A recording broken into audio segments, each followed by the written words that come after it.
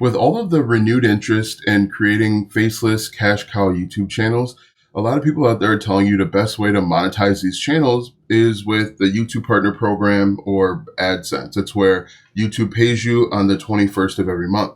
But I'm here to tell you that that's wrong. That is not the best way to get paid by YouTube. And there's a few reasons why. Number one, you need to have a minimum number of subscribers. That number is arbitrary and that number could change at any point. Right now, as of today, it's 1,000, which can be difficult depending on your content, depending on the niche that you're in. Also, you need 4,000 watch hours, which again can change at any point. It can feel like a challenge in order to get those 4,000 hours when you are first getting started. Also, YouTube can demonetize a video if they want to. Random people can make copyright claims to your videos and take the monetization, and you have little to no recourse. Or worst case scenario, YouTube kicks you out of the YouTube Partner Program, and then you're just standing there making content for free or losing money. So in this video, I want to share with you 5 different ways that you can make money, that I've actually made money with my YouTube channel, and it doesn't involve the YouTube Partner Program. It doesn't involve brand deals or sponsorships. And I was able to do this of channels of all sizes. This channel has over 140,000 subscribers. Thank you for everyone that has subscribed. Other channels that I have, one channel I think has like 1,500 subscribers. The other one has 15,000 subscribers. So this works regardless of the size. It works regardless of how much you're spending on your channel. But let's go ahead and get into it. Before we get into this and I share with you the how and the why, let me share with you a quick story about how I learned this. Again, I was a struggling, scuffling YouTuber like many of you. I was creating videos and getting 20 views and 30 views, and nobody was consuming my content, and I had very few watch hours, and I was frustrated. You know, YouTube in the very beginning is a grind. Until you can find your footing, you are frustrated, angry, and annoyed. You are looking around at people in your niche inside of your content, and you are saying, I'm making content at least as good as he or she or they are. Why am I not getting the views? And you don't know what that person is doing on the back end, whether they're buying views, whether they're buying subscribers. You don't know what they're doing in order to get where they are. So, you're assuming that everything is on the up and up. Anyway, for a long time, I was just uploading videos and they were getting very little traction. And what I wound up doing was I wound up enrolling in a few different courses to figure out how to blog, because blogging was another method that I was trying. Also, I was very interested in security cameras because some kids around my neighborhood were going in and out of houses. So we had moved into a brand new subdivision. A few of the houses were still in the process of being built. And so kids were going in and out of these houses, kind of not necessarily breaking and entering or burglary. It was more like trespassing, I guess it would be. They were going in, just kind of walking around and whatnot. And so I was up for whatever reason, about 3 a.m, just pacing around, couldn't sleep. And I looked outside and I saw a group of about like 15 high school age kids just walking around the subdivision. I'm like, what the heck is going on there? And so the next day, because I didn't want kids going in and out of my house when I wasn't home, I went and started looking into security cameras. And I stumbled across this thing called Ring Video Doorbell. And at the time, Ring Video Doorbells were really new. Not a lot of information were out there. And so I started creating videos about the Ring Video Doorbell. Now, my channel, The Security Camera Guy, is still up if you want to go check it out. But I started creating content like, does a Ring Video Doorbell work in cold weather? Does a Ring Video Doorbell work when the power is out? Can you install a Ring Video Doorbell in the winter? Just basic questions like that. And then a crazy thing happened is I put my affiliate link in the description and people started buying. And not only were they buying the Ring Video Doorbell, they were buying other accessories with it. And I was getting paid a commission on all of that. It also happened again on this channel where I was creating content about the blogging course that I had enrolled in, and people were asking me questions about the course because they knew about the problem that they had, and they just want to make sure that the Project 24 is what the course is called. They just want to make sure that program would solve the problems that they had. So I discovered these 2 ways. There are 4 other ways that we're going to talk about. We're going to talk about the pros and the cons. So make sure that you grab a piece of paper and let me know which one you plan on trying, because all of these can work. All of these will work if you give the necessary energy and effort. And I'm going to show you how to get started. So number one, we're actually going to talk about software as a service, or SaaS. SaaS can be kind of confusing to comprehend at first, but think of SaaS kind of like Netflix. With Netflix, or any streaming service at this point, you are paying every single month and you're getting something in return. In this instance, it's movies, but it can be literally anything.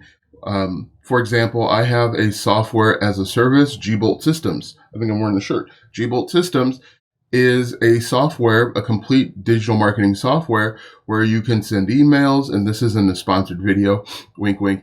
You can send emails, you can create digital products, you can collect payments, you can sell things. It's an all-in-one software. And the benefit of that is it allows me to generate reoccurring income. I make money every single month from my software, and I have to do little to no work. You should seriously consider thinking about what type of software as a service you could create and sell to other people. And then you simply create content providing a solution, right? So for me, I can create content helping digital marketers get started. And then on the back end, I've got Gbolt Systems to help them make life a little bit easier. It is a cheaper alternative to something like ClickFunnels, which I do know, love, and use. The way that I do it, and there's a few different ways that you can get into creating a software as a service. One is to go out and find white labeled versions of it. For example, Gbolt Systems is a white label version of Go High Level. I simply rent Go High Level and then I resell it to other people. But it's white label because it's got my name and my logo, all of that stuff. Another thing that you can do, which will take a little bit more time, is you can go to a website called Code Canyon and you can find relevant white label things that you can buy, and then that necessarily isn't white label, but you can buy, repackage it, and then sell it. A lot of those over on Code Canyon, I think it's codecanyon.net, they're completely done for you. All you have to do is put your name on it, connect your payment processor, and then make money. What you could do, and what ClickFunnels wound up doing, is they sold the software, and then they added education on it, and then they added a membership on it to keep people sticking around and teach them what they need to know so that they didn't quit. Another thing that you can do if you have a coding background or if you have a little bit of money is you could hire somebody to code. There's AI tools out there now that if you can give it an idea, it'll give you a good starting point to coding. But I certainly recommend software as a service, because if people are getting value out of that software, they're going to continue to use it and you can make reoccurring passive income. Number two is actually creating and selling digital products. Now, when I say digital products, I'm talking about workbooks, planners, cheat sheets, ebooks, workshops, online coaching, anything that is created and sold over the internet. Now, people might say, and I hear this a lot, do people still buy digital products? Digital information is a multi-billion-dollar a year industry. And what you've got to do is, you might think, hey, I don't buy software or I don't buy digital products, but there are millions of people out there that do. They buy everything from budget trackers to wedding planners. They buy cheat sheets. They will buy anything that helps them solve their problem faster or easier or helps them avoid frustration.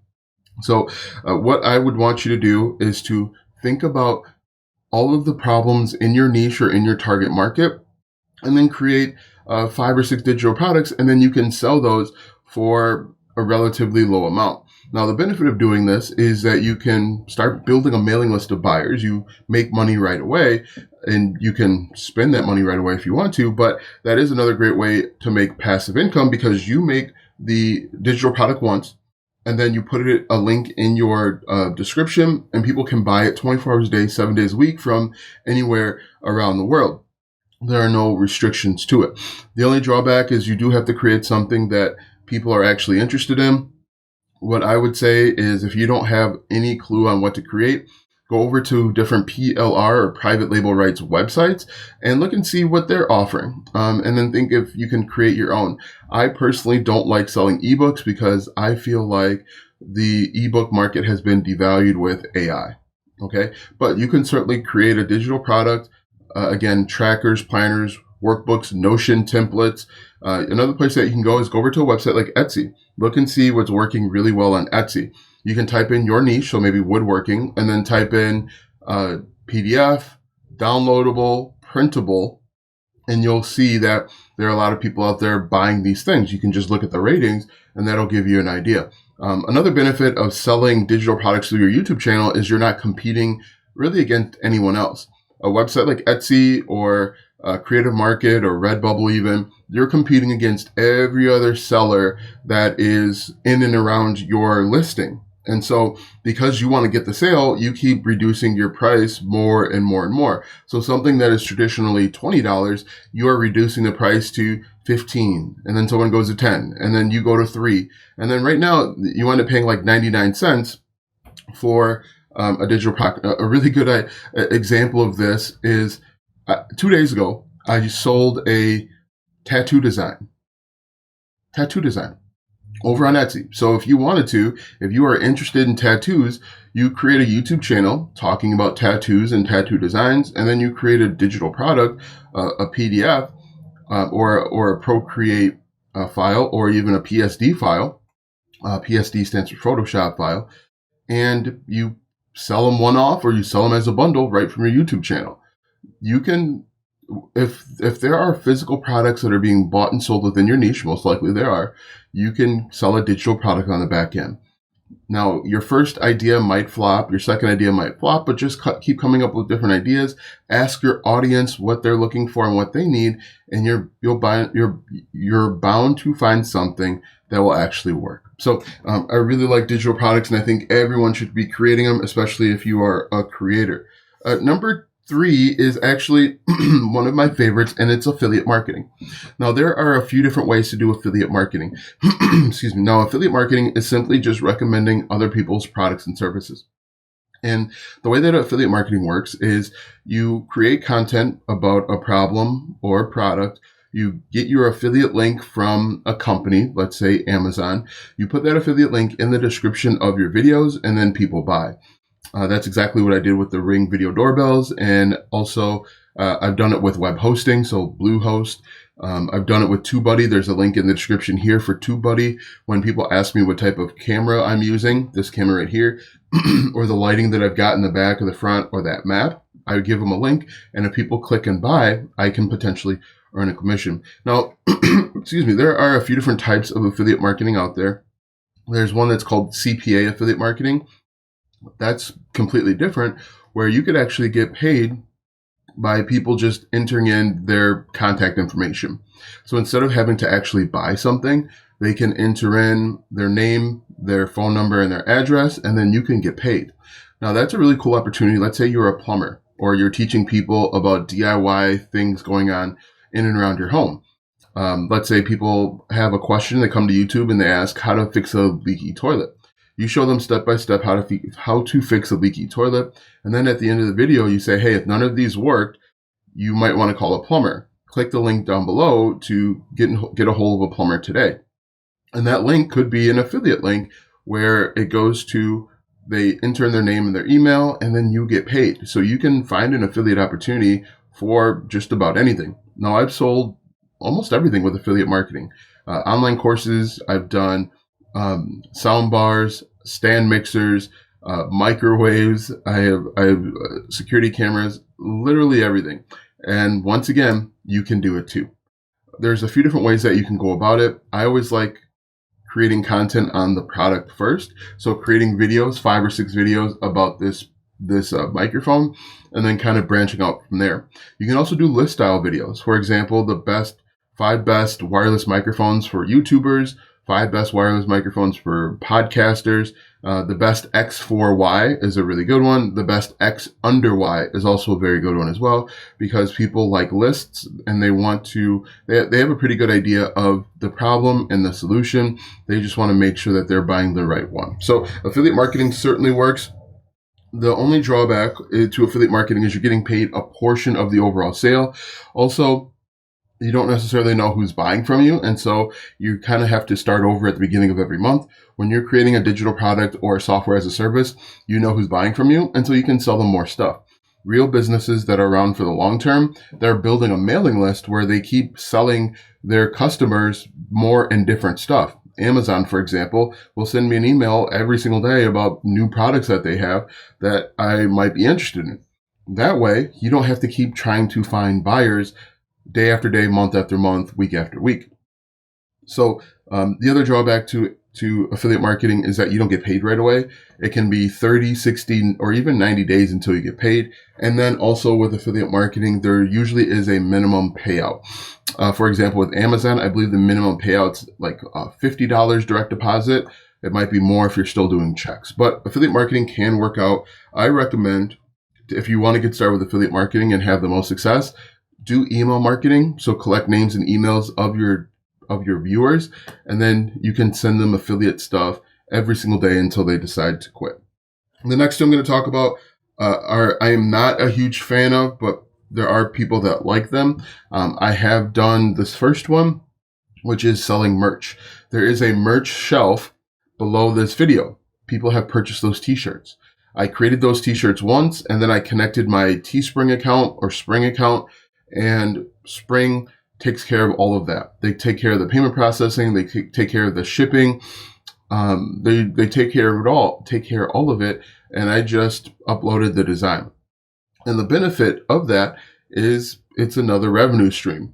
Now, the reason why I'm not a huge fan of merch is you're not going to make a bunch of money unless you have a large following or lots of views. You do need 10,000 subscribers or followers on YouTube to have that merch shelf that's below this video. However, you could put a link to your Spring store in the description if you wanted to, but it's just one of those things where I think it's a lot of effort and you might not get the best results.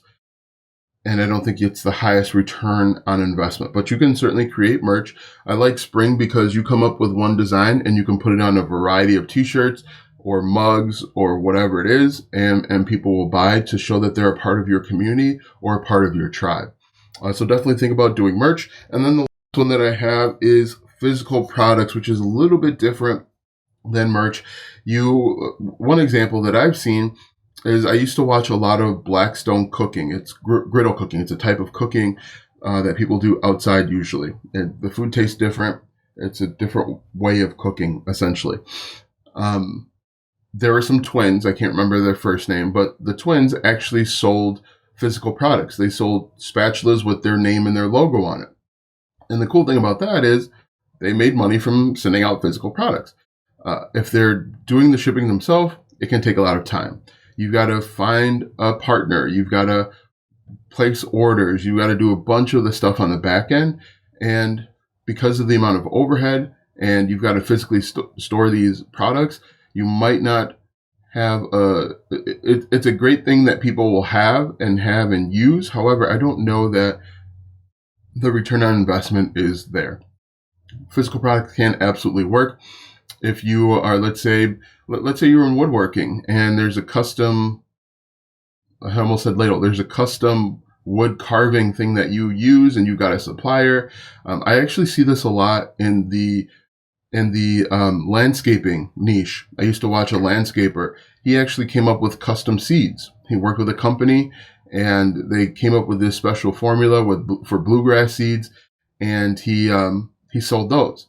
Now, I don't think that he physically had bags of seeds in his house. It might have been kind of like a drop shipping thing where he worked with a supplier or he kept them stored somewhere, or I'm not sure how that goes, how he did it, but you can sell physical products as well. Let me know in the comment section if I missed any, which one you're planning to try. And of course, if you are a part of the 20-minute club, because I love to see the people that have hung around to the end of the video. It lets me know that these videos are helpful and that I should keep going. So if you are hanging around to the 20-minute club, let me know in the comment section. I will respond to your comment, and I'm eternally grateful. So thanks for watching, and we'll see you in the next video.